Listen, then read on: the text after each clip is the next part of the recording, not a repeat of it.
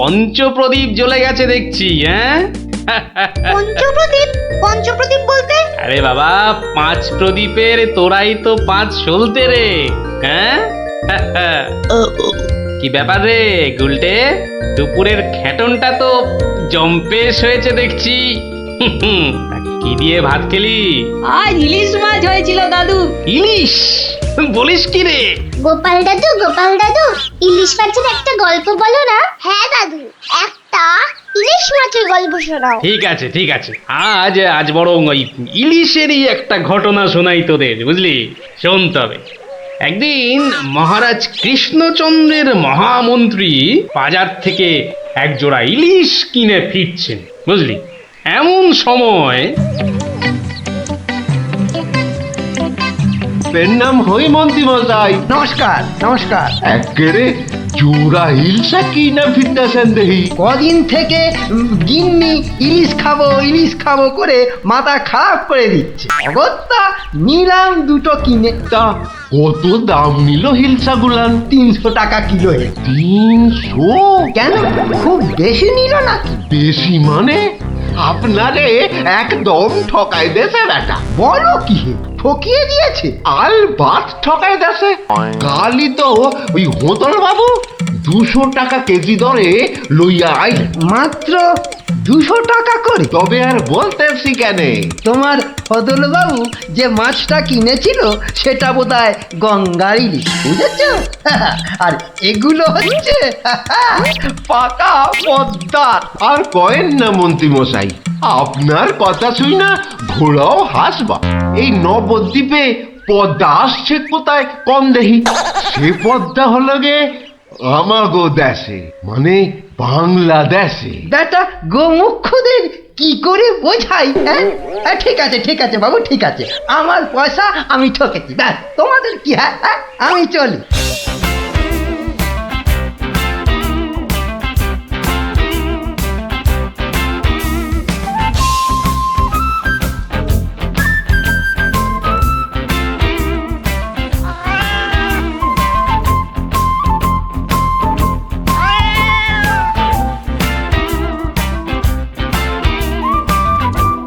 আরে আরে মন্ত্রী মশাই যে ইলিশ কিনলেন বুঝি?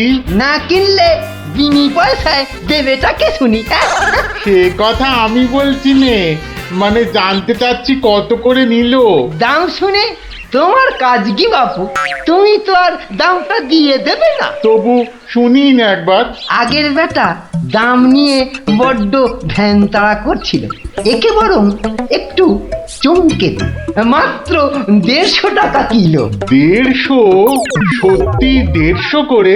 তবে আর বলছি কি হে, সস্তায় হয়েছে, কি বলো? খুবই সস্তায় পেয়ে গেছেন। অনেক দিন ওই মাছটার স্বাদ পাইনি। আপনি যদি কর্তা মারে বলে না না বেশি নয়, এই 2-1 পিস যদি পাঠিয়ে দেন। এবারটা দেখছি এক কাটি বাড়া। কিছু বললে নাকি? হ্যাঁ, না না, বলছিলাম কি কর্তা মারে বলে যদি। বলবো কথা মারে, নিশ্চয়ই বলবো। ধন্যবাদ। এ তো দেখি ইলিশ কিনে মহা ঝামেলা হলো। সকলেই দাম জানতে চায়। আরে বাবা, বাজারে গিয়ে দাম করলেই তো লাটা চুকে যায়। যত সব। আরে মন্ত্রী মশাই যে ইলিশ কিনে ফিরছেন বুঝি?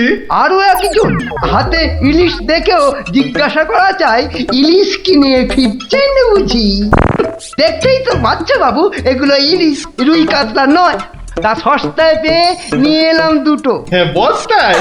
বলেন কি, বস্তায় করে ইলিশ মাছ বিকোচ্ছে নাকি? কোথায়? এ তো দেখি বদ্ধ কালা। বস্তা নয়, সস্তা, মানে কম দাম, বুঝেছো? ও, সস্তায় পেয়ে গেলেন? তা বলবেন তো। তা এমন চেঁচাচ্ছেন কেন? আমি কি কালা নাকি? যাকে ওসব কথা। সস্তা বলতে কত সস্তা মন্ত্রী মশাই? মানে ঠিক কত করে নিল? একদম জলের দরে। ফলের দরে ইলিশ মাছ? সস্তাই বটে, সস্তা, ঠিক বলেছেন। তা কবে হচ্ছে ইলিশের ভোজ? রোজ আমার শ্রাদ্ধে? আজ রাতে বলেন কি? তা বেশ, আমি আজ রাতেই না হয় একবার হাজির হয়ে যাবো। হ্যাঁ হ্যাঁ, কিছু বললে?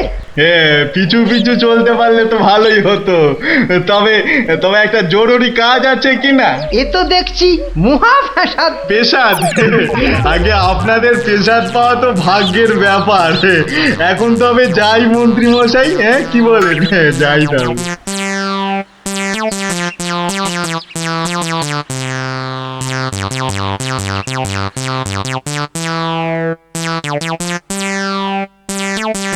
উফ, মাথা গেল। আর কাউকে দাম টাম বলতে হবে না। গিন্নি, ও গিন্নি, আরে গেলে কোথায়? ও গিন্নি, কেন? উমা, কি সুন্দর ইলিশ মাছটা এনেছো গো! কত দাম নিল গো? চাপ বাবা, এখানেও সেই দামের গপ্প। নিকুচি করেছে দামে। এই রইল তোমার ইলিশ, যা পড়ো রাঁধো। আমি চললুম রাজ দরবার।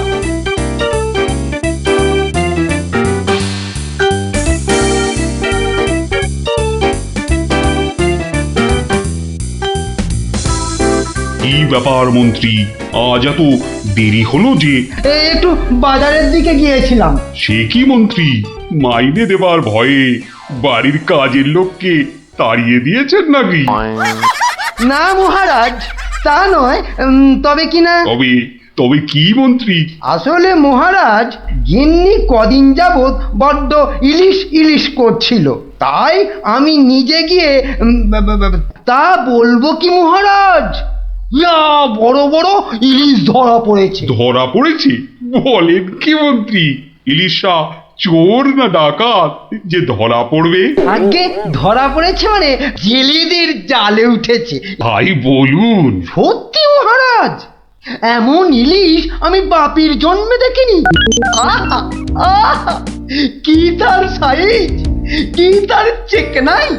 চোখে দেখলে মনটা একেবারে জুড়িয়ে যায় মহারাজ। চোখে দেখার বদলে চেখে দেখাটাই বোধ হয় বুদ্ধিমানের কাজ। যাকি, তা মন্ত্রী মশাই, আপনি কি আবার মন্ত্রিত্ব ছেড়ে ইলিশ মাছের ব্যবসা শুরু করবেন নাকি? এ কথা কেন বলছেন মহারাজ? বলছি কি আর সাধে মন্ত্রী, আপনি যেভাবে এই ইলিশ ইলিশ করে খেপে উঠেছেন তাতে কোনো কিছুই অসম্ভব নয়। ঠিক তা নয় মহারাজ, আসলে এটা ইলিশের মরশুম কিনা, যেখানেই যান শুধুই ইলিশ, শুধুই ইলিশের গল্প। আসলে এটা যে ইলিশের মরশুম সেটা না একেবারেই ভুলে গিয়েছিল। আপনি ঠিকই বলেছেন, এই সময়ে ইলিশের গল্প বন্ধ করা প্রায় অসম্ভব। তো রাজ্যে যা বললিস ভাই, আমার শুধুই ইলিশ চাই। সকালে চাই, দুপুরে চাই, রাতেও ইলিশ চাই। আমার শুধুই ইলিশ চাই। মহারাজ, ইলিশ কিনে ফেরার পথে কত লোক যে দাম জিজ্ঞাসা করেছে, কি বলবো মহারাজ। তা আমার দরবার থেকে বাজারের দূরত্ব কত মহামন্ত্রী? প্রায় মিনিট 10 রাস্তা। 10 মিনিট? আচ্ছা গোপাল, ইলিশ হাতে এই 10 মিনিটের পথ কি তুমি আসতে পারবে, যাতে কেউ দাম জানতে না চায়? মহারাজ, এটা এমন কি কঠিন কাজ মহারাজ? বেশ বেশ, তুমি যদি বাজার থেকে একটা এই বড় সড়ো ইলিশ মাছ হাতে নিয়ে প্রকাশ্য রাজপথ দিয়ে আমার দরবারে উপস্থিত হতে পারো, এবং যদি কেউ তোমাকে ইলিশ মাছের দাম জিজ্ঞাসা না করে, তাহলে তাহলে তোমাকে আমি 500 টাকা পুরস্কার দেব। কি তুমি রাজি তো? আমি রাজি মহারাজ। কিন্তু ভুল করেও কেউ যদি ইলিশের দাম জিজ্ঞাসা করে, তাহলে কিন্তু বুঝতেই পারছ, তোমার ওই 500 টাকা জরিমানা দিতে হবে। আর এটাই আমার শর্ত। আপনার শর্ত শিরোধার্য মহারাজ। আজ নির্ঘাত তুমি ঠকবে গোপাল, নির্ঘাত ঠকবে। পুরস্কার পাওয়া তো দূরের কথা, তুমি বরং জরিমানার 500 টাকা ট্যাঁকে গুজে মাছ কিনতে যাও। সে দেখা যাবে মন্ত্রী মশাই। তাহলে আমাকে মাছের দামটা দিন মহারাজ। ধন্যবাদ। এবার আমাকে তবে আসতে আজ্ঞা দিন মহারাজ। ঠিক আছে গোপাল, তাহলে শুভস্য শীঘ্রম। তুমি এখনই রওনা হয়ে যাও। আজ্ঞে মহারাজ, এই গেলুম আর এই এলুম। তোরা যে যা বললিস ভাই, আমার শুধুই ইলিশ চাই। সকালে চাই, দুপুরে চাই, রাতেও ইলিশ চাই। আমার শুধুই ইলিশ চাই। মন্ত্রী, বলতে আজ্ঞা হোক মহারাজ। আপনি আপনার বিশ্বস্ত কোনো লোককে পাঠান যে গোপালকে অনুসরণ করবে আর রাজপথে যা যা ঘটেছে তার বর্ণনা দেবে। কিন্তু সাবধান, গোপাল যেন ঘুণাক্ষরেও কিছু টের না পায়। আপনি নিশ্চিন্তে থাকুন মহারাজ, আমি আমার সবচেয়ে বিশ্বস্ত অনুচরকে পাঠাচ্ছি। ফিরে এসে ও সবিস্তারে আপনাকে সব জানাবে। বেটা ভাঁড়ের সব জারি জুরি আজই খতম হবে। ঠিক আছে, আমি তাহলে এখন একটু বিশ্রামে যাচ্ছি, আপনারাও আসুন।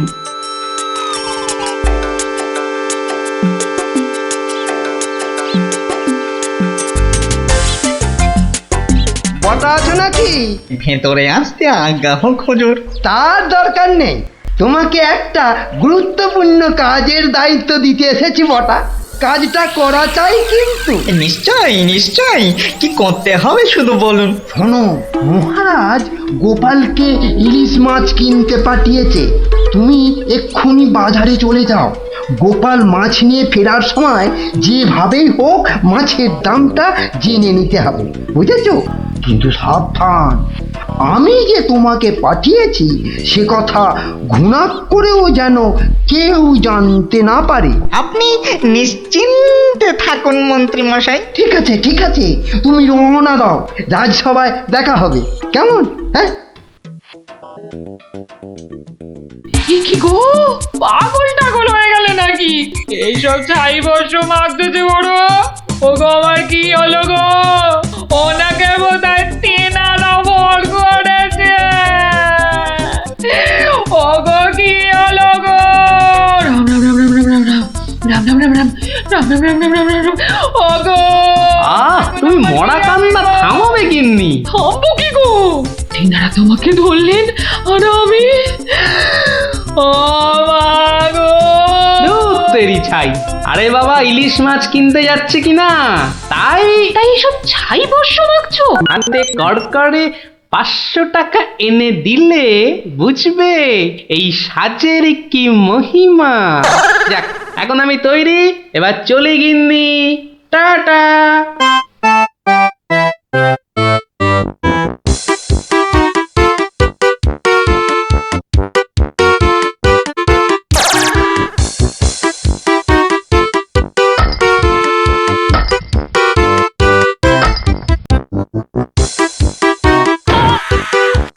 দেখ দেখ, লোকটা দিগম্বর, পাগলটাকে তো আগে কখনো দেখিনি। কিন্তু আমার যেন কেমন চেনা চেনা লাগছে। তা তো লাগবেই, রাঁচি থেকে ফিরলি কি না?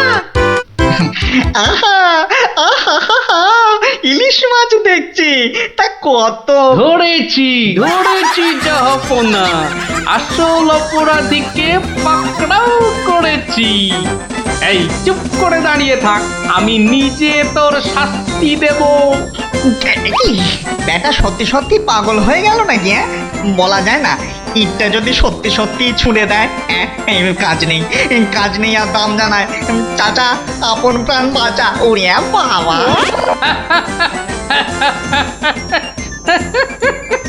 বেটা, ঘুঘু দেখেছো? ঘুঘুর ফাঁদ দেখনি? এই নির্ঘাত মন্ত্রী মশাইয়ের কাজ, না হলে আগ বাড়িয়ে কেন বলতে যাবে?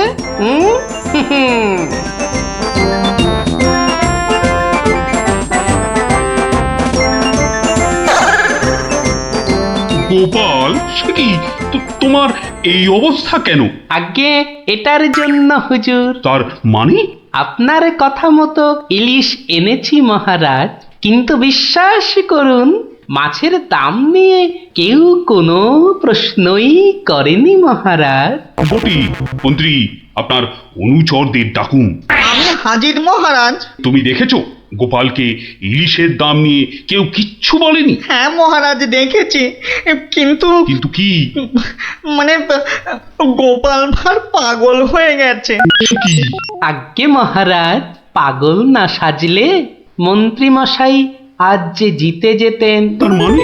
মানে আর কিছুই নয় মহারাজ, মন্ত্রী মশাইয়ের অনুচরই আমাকে দাম জিজ্ঞেস করতে যাচ্ছিল, তাই বাধ্য হয়ে ব্যাপারটা একটু খুলে বলবে গোপাল?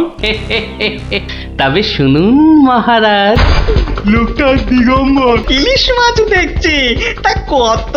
আসল অপরাধীকে পাকড়াও করেছি। ব্যাটা সত্যি সত্যি পাগল হয়ে গেল নাকি? ওরে বাবা!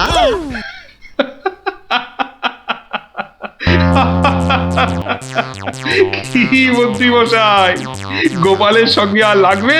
হ্যাঁ, আমায় ক্ষমা করে দিন মহারাজ, আমি দুঃখিত। না না, শুধু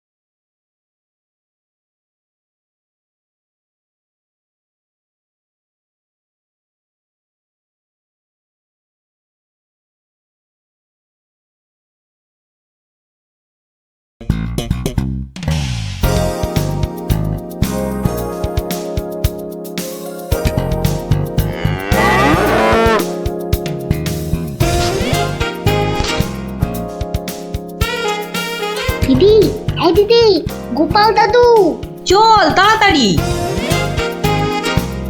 গল্প গল্প গল্প দেখো কাণ্ড, তোরা কোত্থেকে এসে জুটলি রে? গল্প গল্প গল্প গল্প বলো গল্প বলো গল্প বলো গল্প বলো। এই দেখো দেখো, আস্তে আস্তে আস্তে, আরে ধুতি খুলে যাবে রে, ধুতি খুলে যাবে। গোপাল দাদু গল্প বলো না। দাঁড়া দাঁড়া, ওরে বে, আমি এখন রাজসভায় যাচ্ছি, পরে এসে তোদের গল্প বলবো। না না, এখন এই দেখো, গল্প না বললে আমরা তোমাকে রাজসভায় যেতেই দেব না। ঠিক ঠিক। গল্প বলো গল্প বলো। আচ্ছা আচ্ছা আচ্ছা, বেশ, চল ওই গাছতলাটায় গিয়ে বসি। হ্যাঁ, আয় আয় আয়। নাও এবার শুরু করো। শোন তো, তোরা তো ওই মুর্শিদাবাদের নবাবের কথা শুনেছিস? হ্যাঁ, এক ভীষণ খামখেয়ালি লোক, বুঝলি? হঠাৎ হঠাৎ তার মাথায় অদ্ভুত সব খেয়াল চাপে, আর তার জন্য মাথা খারাপ হয়ে যায় আমাদের মহারাজ ওই কৃষ্ণচন্দ্র। তো সেবার হলো কি,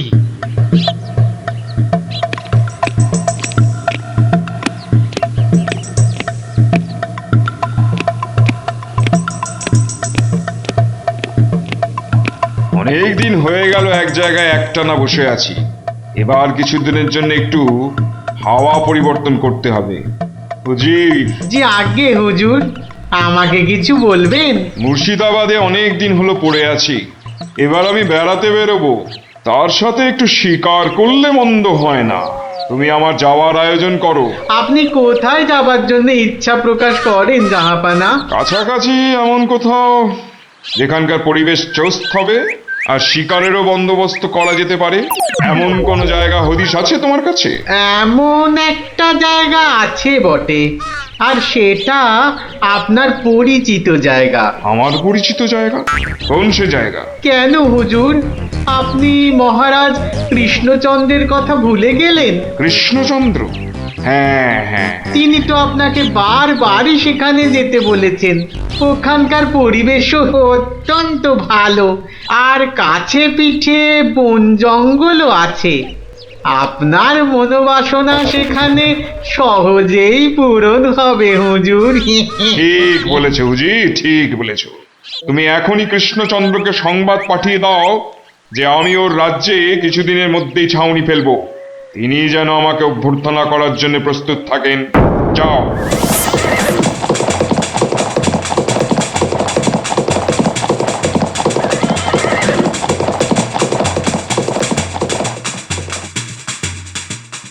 বন্ধুগণ, আজকে আমার কাছে একটা বড়ই গুরুত্বপূর্ণ খবর আছে। আর কয়েকদিনের মধ্যেই মুর্শিদাবাদের নবাব বায়ু পরিবর্তন করতে আমাদের রাজ্যে আসছেন। নবাব? মুর্শিদাবাদের নবাব? প্রচন্ড খেয়ালি মানুষ, কখন যে হঠাৎ করে কি চেয়ে বসবেন কিছুরই ঠিক নেই। আমাদের খুব সাবধানে ওনার যত্ন করতে হবে কিন্তু। হ্যাঁ, তাছাড়া উনি রাজসভায় আসবেন না, রাজধানীর উত্তর দিকে যে বিশাল অরণ্য আছে তার পাশে ছাউনি ফেলবেন আর শিকারও করবেন। নবাবের আরাম বিরামের যাতে কোনো ত্রুটি না হয় সেজন্য আমরা সবাই সজাগ থাকব। আমি নিজে সব ব্যবস্থার তদারকি করব। আমোদ প্রমোদ, ভালো ভালো খাবার, সব কিছুর ব্যবস্থা রাখতে হবে। মহারাজ, খাবারের কথাই যখন উঠল তখন একটা কথা জিজ্ঞাসা না করে পারছি না। ওহ, আবার কি কথা? বলে ফেলো, বলে ফেলো। মহারাজ, নবাব সাধারণত গোমাংসই খুবই পছন্দ করেন, কিন্তু এটা তো হিন্দু রাজ্য, এখানে গোমাংস তো পাওয়াও যাবে না। কিন্তু নবাব যদি জেদ ধরেন। খুবই গুরুত্বপূর্ণ প্রশ্ন করেছ মন্ত্রী।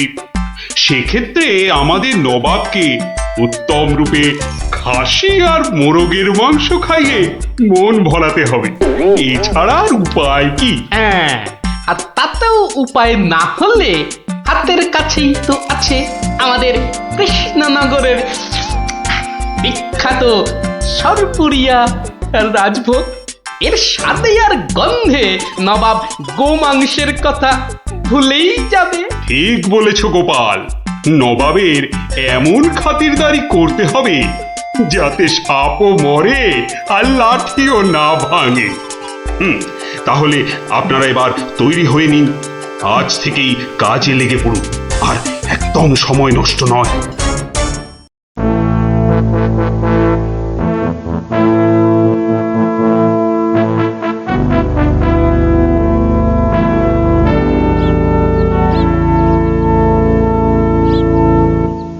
বাহ, বহুত খুব, বড়ই জবরদস্ত চিজ। কি নাম বললেন এই খাবারের? আগে হুজুর, সরপুরিয়া আমাদের রাজ্যের সব থেকে জনপ্রিয় মিষ্টি। তা আমাদের বাবুর্চিকে শিখিয়ে দিলে সে এরকম জবরদস্ত জিনিস নিশ্চয়ই পাকাতে পারবে। নিশ্চয়ই জাহাপনা। তাছাড়া মোগলাই খানার সাথে সরপুরিয়া বেশ ভালোই লাগবে বোধহয়। ভালোই লাগবে, আর তার সাথে একটু মোগলাই গরম মশলা মেশালে স্বাদ আরো বেড়ে যাবে। মিষ্টিতে গরম মশলা? বাবার জন্মেও শুনিনি। কিছু কি আপনি বলতে চাইছেন? না না না না না না, মানে আপনার ভাবনা খুবই ভালো হুজুর। আমাদের ময়রা আপনার বাবুর্চিকে সব শিখিয়ে দেবে। কি হলো, বাইরে এত গোলমাল কিসের? একবার দেখো তো। গেলুম বাবারে, মেরে ফেললে, দিয়ে দিলে রে। এ কি অবস্থা হয়েছে তোমার? কে এমন করলো? হুজুর ষাঁড়, ছাউনিতে ষাঁড় পড়েছে হুজুর, ষাঁড়। ষাঁড় এলো কোত্থেকে? কিচ্ছু বুঝতে পারছি না হুজুর, কোত্থেকে যেন এসে পড়েছে। পুরো শিবির একেবারে লন্ডভন্ড করে দিচ্ছে হুজুর। ওই যে শুনুন আবার ডাকছে। ব্যাপারটা একবার নিজের চোখে দেখতে হচ্ছে। এই তোমরা সব চলো তো, একবার দেখি। কোথায় সেই বেয়াদব? আজকে আমি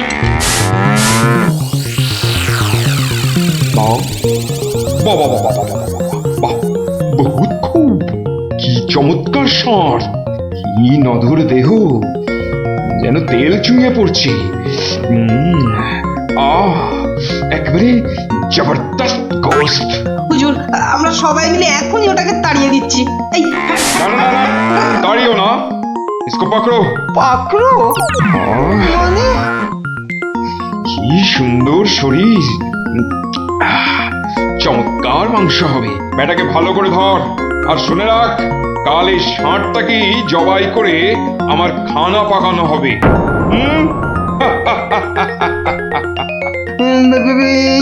করেছে। এই যে মহারাজ কৃষ্ণচন্দ্রের পিতৃশ্রাদ্ধের বিসর্গসার এবার নবাবের কবলে পড়েছে। ওর আর রক্ষে নেই। যাই তাড়াতাড়ি রাজসভায় যেতে হবে। খবরটা শুনলে মহারাজ নির্ঘাত মূর্ছা যাবেন।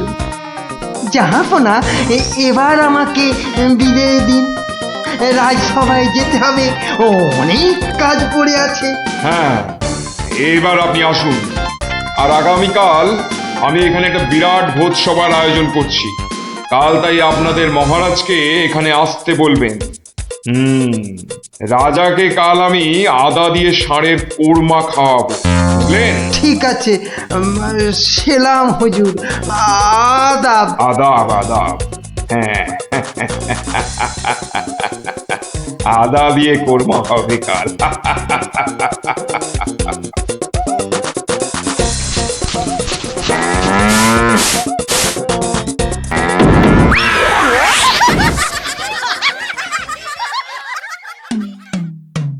একই কথা শোনালে মহামন্ত্রী, এ আমি কি চরম ধর্ম সংকটে পড়লাম। আমার পিতা শ্রাদ্ধে উৎসর্গ করে ষাঁড়টাকে ধর্মের নামে ছেড়ে দিয়েছিলাম। বৃষোৎসর্গের বৃষ মারা পড়লে যে আমার পিতৃপুরুষ নরকে যাবে। কিন্তু নবাবের হাত থেকে ওকে উদ্ধার করার উপায়ই বা কি? নবাব যাকে খেতে চাইছেন তাকে ছিনিয়ে আনার চেষ্টা মানে তো রাজদ্রোহ বই তো কিছু নয়। তাই তো। ওরে বাবা, সর্বনাশ হয়ে গেল, সর্বনাশ হয়ে গেল। হিন্দুর নগরে গো হত্যা হলো।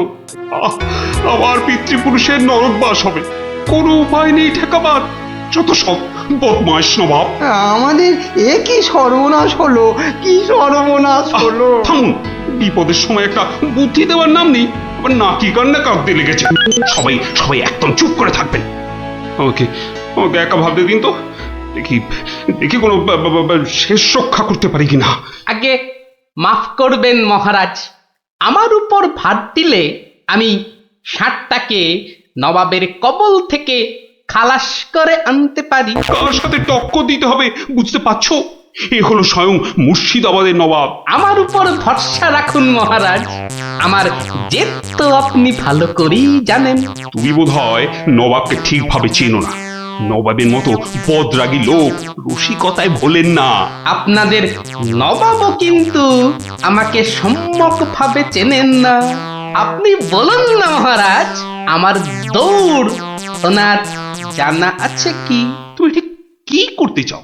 আমি তো কিছুই ভেবে কুল পাচ্ছি না। আপনি শুধু একটা ছোট্ট কাজ করুন। ছোট্ট কাজ?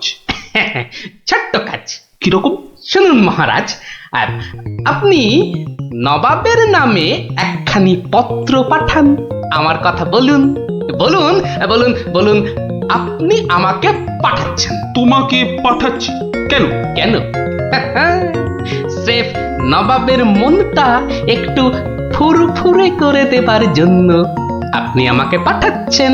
গোপাল, আমার কিন্তু ভয় করছে। তুমি কাজ হাসিল করতে পারবে তো? ধরে নিন আপনার ষাঁড় আপনি ফেরত পেয়ে গেছেন। দেখুন এবার আপনার গোপালের খেল দেখুন। বেশ, তোমার কথা মতোই কাজ হবে।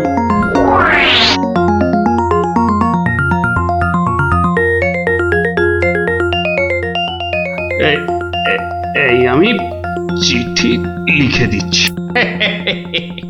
প্রণাম মহারাজ, এই চললাম আমি ষাঁড় উদ্ধার অভিযানে।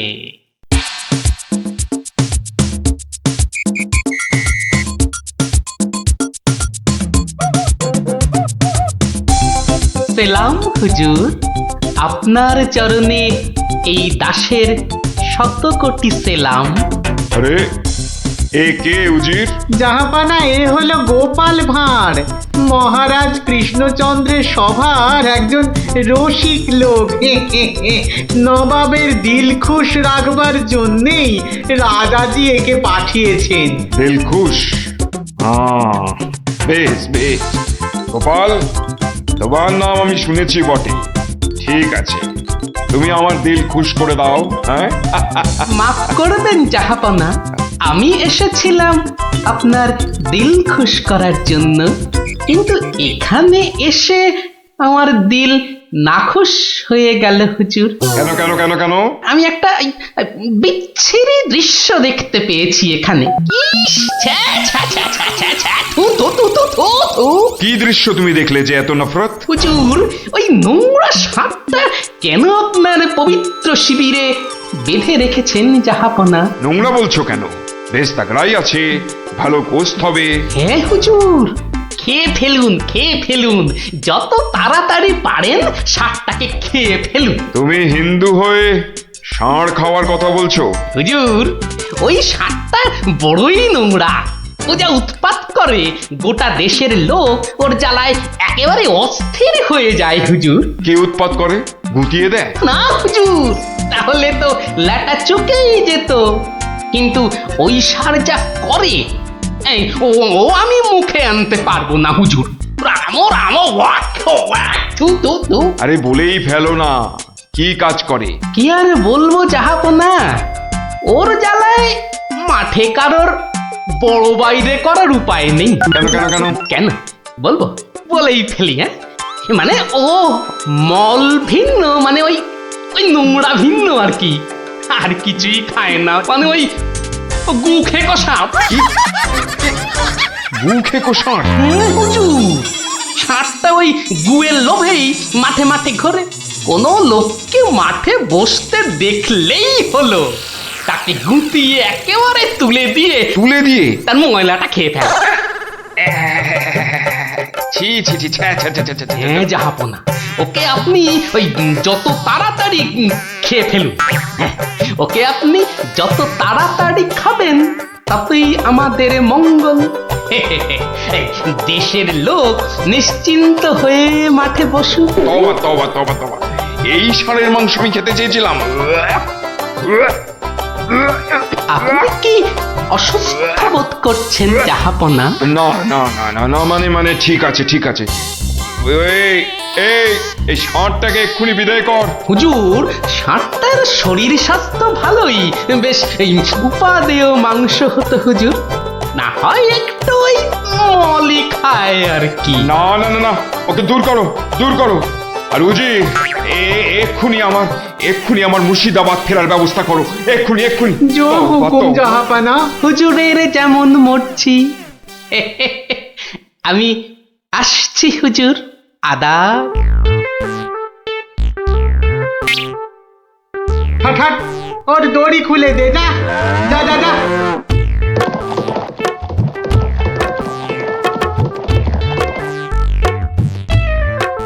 ধন্য ধন্য তুমি গোপাল, চমৎকার চমৎকার তুমি। ভাবা যায় না, তুই আজ আমাকে ধর্ম সংকট থেকে বাঁচালে।